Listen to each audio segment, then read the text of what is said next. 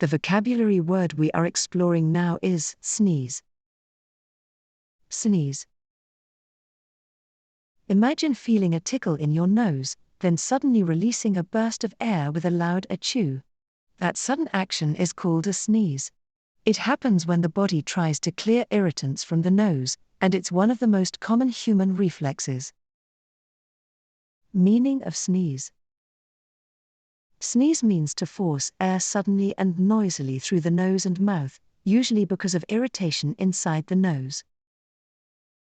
Examples: he had to sneeze after smelling the strong perfume. She sneezed loudly during the meeting, making everyone laugh. Cold weather often makes people sneeze. Short story.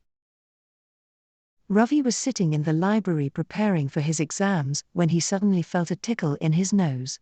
Before he could stop it, he let out a loud sneeze that echoed through the quiet hall. Everyone turned to look at him, and his face turned red. A kind librarian brought him tissues and smiled.